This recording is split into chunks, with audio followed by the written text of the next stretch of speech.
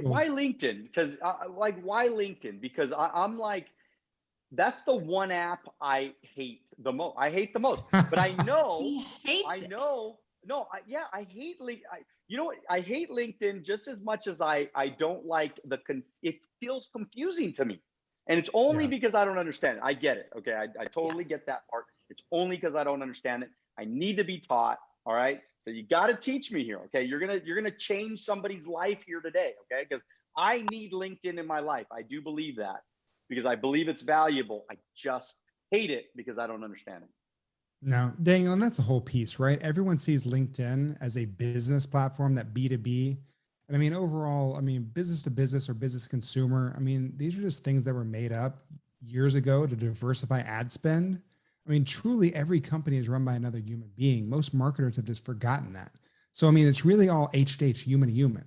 So, like, that's the biggest thing that I think that people miss on LinkedIn is they think they're talking to another company and forget there's another human being on the other side.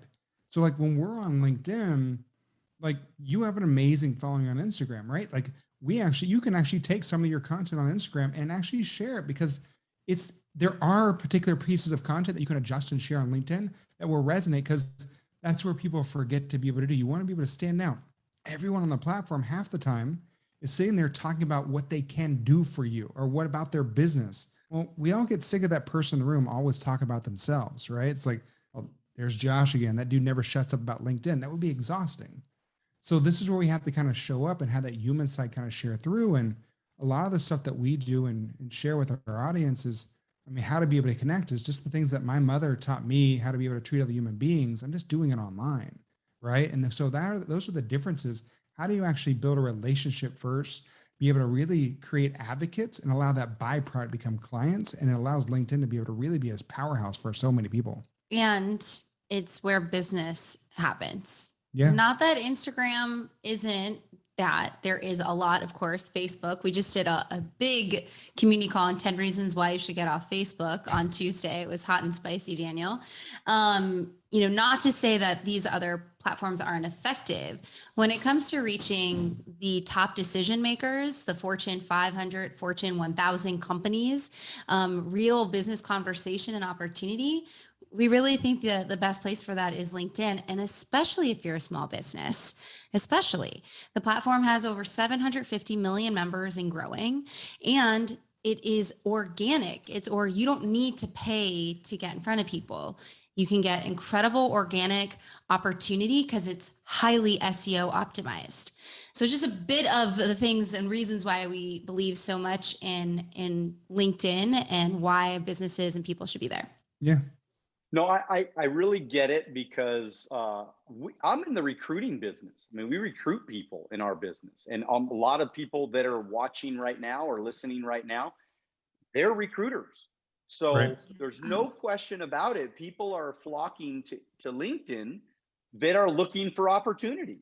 So Right. if people are looking for opportunity, we have an opportunity, and it really is an amazing platform to be able to do that. And so is there something though that you could tell me, just as Yeah. I'm your new case study? Okay, you guys are going to take me under your wing and teach me some stuff in the next few minutes, just to make me feel a little bit more comfortable with LinkedIn in understanding how to use it to maybe grow my business.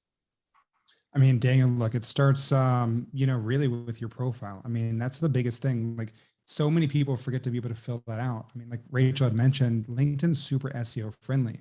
So when you actually go through and fill out your complete profile from all the different aspects, people will usually fill it out like a resume. Well, unless you're looking for a job, which as maybe recruiters and stuff like that, you might be. But even then, you should be telling your career journey, your career story, rather than just listing it on his resume. Where have you been? Where are you going? I mean, that's the biggest thing I think most people miss out on is they forget to be able to actually, speak to their audience and then be able to tell. Like you'll look on mine, you can see like so many people I'll see, they'll start like, oh, I'm the founder of X. Well, is that where you started from? Like me, one of my first jobs, I worked at Chili's as a waiter. I have that on there. I want people to understand that story of how I got to where I am today so they see that commonality. And the more that you fill it out, the more that you can actually be able to do that because LinkedIn's a search engine, just like Pinterest, just like YouTube. And I mean, everything from the profile to your content to articles are now super highly indexed on Google, because their Moz score is 100 out of 100. So it starts with the profile and then it starts rolling into the Okay, content. And you then kind of lost there. me with the Moss score, I know. man. You Sorry. lost me with the Sorry. Moss score. So I want you to explain to everybody what SEO means and what the Moss score means, just for vocabulary words here. Sure. Yeah. SEO is search engine optimization. So essentially, it's going on Google.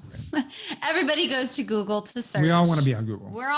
Everybody goes to Google. I worked at Microsoft and we wanted people to be on Edge, but that doesn't happen. So, and there's Safari, but the reality is, right, is that 99% of people are doing their search on Google. And so Daniel, whomever's listening, when you go and search, who is the best LinkedIn expert out there? Who's going to come up? When you go look up branding lady boss, who's going to come up, right? Those keywords. Or wealth on the beach. When you're wealth on the beach, right? When you're all of those keywords, right? That's what SEO is all about. These different, the search, the intent behind people, what they're searching for, and what is going to populate. And you want to be on that first page. And so when we say LinkedIn is super SEO friendly and highly optimized, same as Pinterest, is that they're working really nicely with Google. All of those keywords are getting picked up by Google without you even trying, right? That's organic. That means you're not paying to show up. And when people look for Rachel B. Lee, I want to be the first person on that page. When people think about what it takes to stand out, we want that to be Standout Authority, right? And so when we do a great job on LinkedIn for free, we are helping ourselves on SEO. And there's billions of dollars that go into optimizing SEO. People's like full-time job. I had a huge SEO team at Gartner. Huge. We made millions and millions of dollars off of SEO because it's profitable, obviously. So when we say like by you posting, by you having a great profile, which the only thing that you're paying for is your time, we mean it, that it can reap benefits across all of the other things that you do and really tie your whole story together even more. Good stuff. Good stuff. And the Moss score. So that's a brand. It's a company, Moz, okay. and that's so they use that for SEO. So when you have a 0 to 100 based on different websites, it shows how well you rank on Google. So theirs is 100 out of 100. So like you can take your same blog, or let's say your podcast, right? You could take your Wealth on the Beach podcast. You can then share it in an article on LinkedIn and potentially have it show up higher on Google than you actually will on your own brand. Just kind of like getting in someone's inbox, getting in front of them. It's a much better play. This is good stuff. And this is the stuff that small business owners never think about. I mean, right.